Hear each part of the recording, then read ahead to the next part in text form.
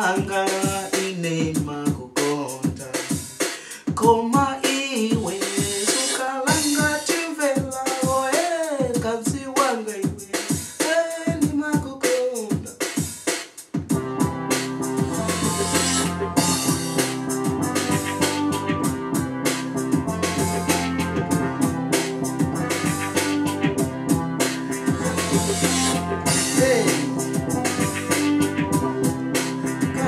Wanga iwe